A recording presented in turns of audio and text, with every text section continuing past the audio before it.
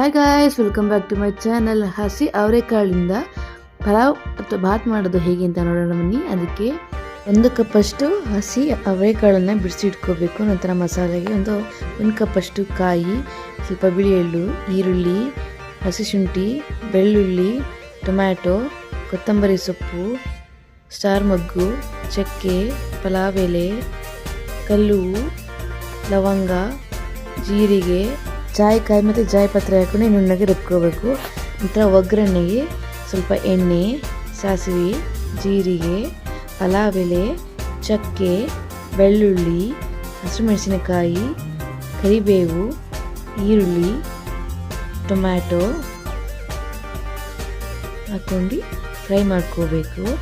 ಒಗ್ಗರಣೆ ಮತ್ತು ಟೊಮೊಟೊ ಎಲ್ಲ ಬೆಂದ ನಂತರ ಅವರೆಕಾಳನ್ನು ಒಗ್ಗರಣೆಗೆ ಆ್ಯಡ್ ಮಾಡ್ಕೊಂಡು ಅದನ್ನು ಸಹ ಒಂದು ಸ್ವಲ್ಪ ಹೊತ್ತು ಫ್ರೈ ಮಾಡ್ಕೋಬೇಕು. ನಂತರ ಶುಂಠಿ ಬೆಳ್ಳುಳ್ಳಿ ಪೇಸ್ಟನ್ನು ಹಾಕ್ಕೊಂಡು ಅದನ್ನು ಚೆನ್ನಾಗಿ ಮಿಕ್ಸ್ ಮಾಡ್ಕೊಂಡು ಫ್ರೈ ಮಾಡ್ಕೋಬೇಕು. ನಂತರ ರುಬ್ಬಿಟ್ಕೊಂಡಿರುವಂತಹ ಮಸಾಲೆಯನ್ನು ಒಗ್ಗರಣೆಗೆ ಹಾಕೋಬೇಕು.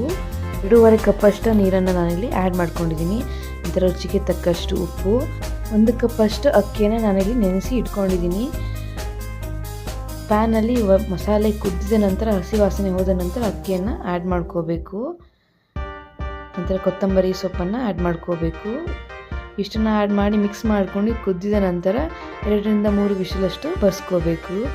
ನೀವು ಒಂದು ಸತಿ ಮನೇಲಿ ಟ್ರೈ ಮಾಡಿ ನೋಡಿ. ಇನ್ನು ಯಾರೆಲ್ಲ ನನ್ನ ಚಾನಲ್ಗೆ ಸಬ್ಸ್ಕ್ರೈಬ್ ಆಗಿಲ್ಲ ಈಗಲೇ ಸಬ್ಸ್ಕ್ರೈಬ್ ಆಗಿ.